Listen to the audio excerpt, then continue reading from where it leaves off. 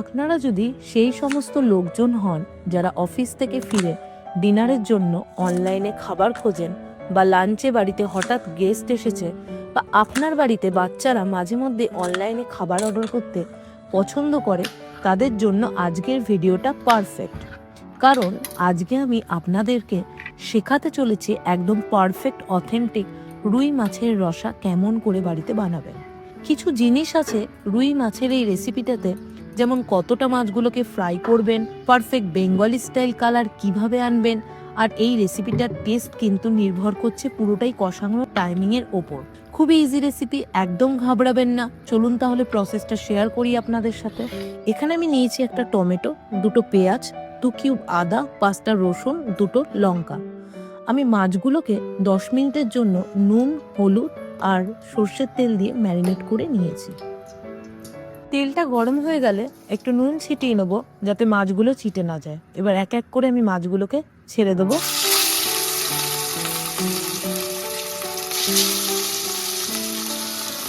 আমি কিন্তু এখানে মাছগুলোকে খুব কড়া করে ভাজছি না। কেন ভাজছি না সেটা আমি আপনাদেরকে পরে বলছি। সেকেন্ড পয়েন্ট হলো যেটা এই রেসিপিটার টেস্ট আরও বাড়িয়ে তোলে, সেটা হলো মাছের সঠিক সিলেকশন। ফ্রেশ মাছ থাকলে মাছটা খুব জুসি অ্যান্ড সফট হবে খেতে, যেটা বাইরে থেকে অর্ডার করলে পাওয়া যায় না বেশিরভাগ সময়। ফ্রিজে পড়ে থেকে থেকে শক্ত হয়ে যায়। সাথে সাথে এই রেস্টুরেন্ট স্টাইল বেঙ্গলি ফিশ কারিটার জন্য আমি কী কী মশলা ইউজ করেছি সেটা জানার জন্য পুরো রেসিপিটা অবশ্যই দেখবেন।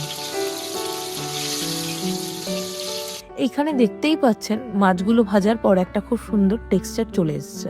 আমি ওই তেলেই সামান্য গোটা গরম মশলা দিয়ে নাড়িয়ে নেব।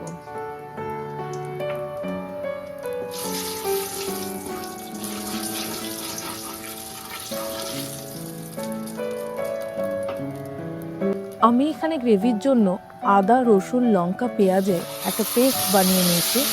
সেটাকে আমি 10 মিনিটের জন্য নাড়তে থাকবো লো ফ্লেমে, যতক্ষণ না তেল ছাড়ছে।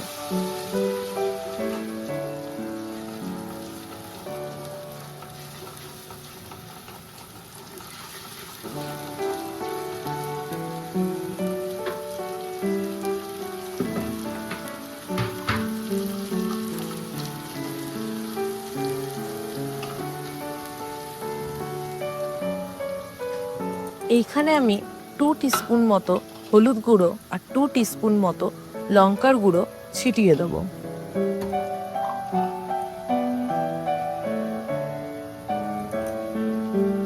বাংলায় আমাদের মাছের বিভিন্ন রকমের প্রিপারেশন বানানো হয়। রুই মাছের রসা কিন্তু এদের মধ্যে খুব ফেমাস, আর আমারও পার্সোনালি খুবই ফেভারিট। 1800 শতকের কবি ভারতচন্দ্র রায় গুণাগার তার রচনায় প্রথম কচি পাঁঠা আর হরিণের মাংসের রসার কথা উল্লেখ করেছেন। আজও সারা বাংলায় বাঙালি ফিশ কুইজেনে ইলিশ, কাতলা, বোয়াল আর রুই মাছের রসা খুবই জনপ্রিয়। স্বাদের জন্য আমি এখানে 1 টিস্পুন জিরের গুঁড়ো দিয়ে দিলাম।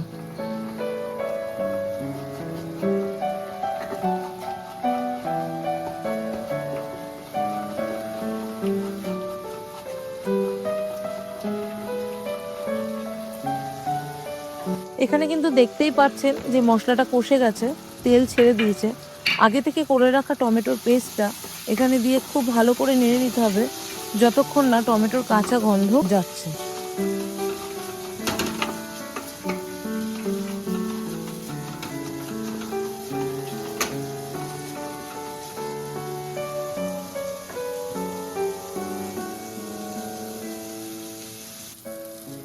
দেখতেই পাচ্ছেন পুরো মশলাটা কষে গেছে, টমেটোর গন্ধ আর নেই। এখানে আমি 50 গ্রাম টক দই দিয়ে খুব ভালো করে মিনিট 7 পর্যন্ত নেড়ে নেবো যতক্ষণ না তেল ছাড়বে। এইভাবেই মশলাটাকে খুব ভালো করে কষে নিতে হবে।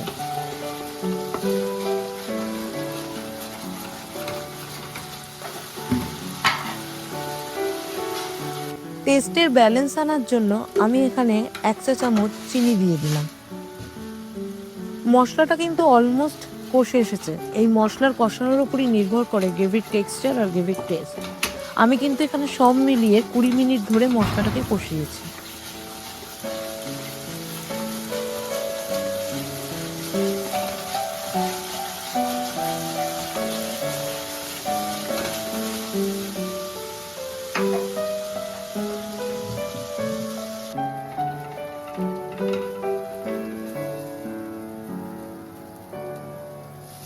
আমি এখানে হাফ গ্লাস মতো গরম জল দিয়ে 5 মিনিট হাই ফ্লেমে ফুটিয়ে নেব।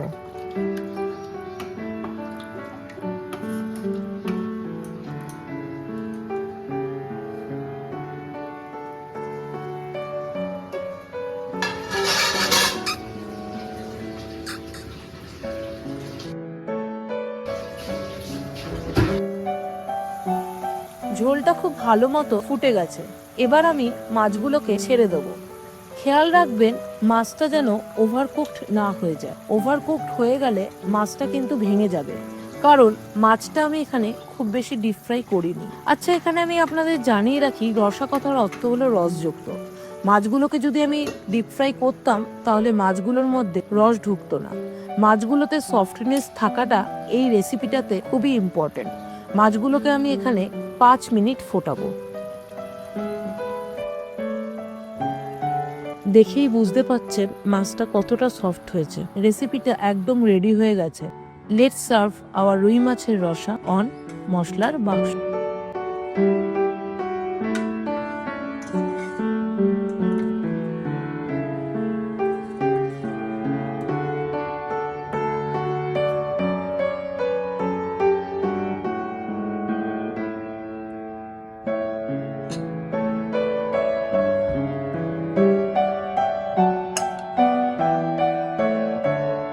রেসিপিটা অবশ্যই ট্রাই করবেন। আজকের ভিডিও আপনাদের কেমন লেগেছে আমাকে কমেন্ট করে জানাতে ভুলবেন না কিন্তু।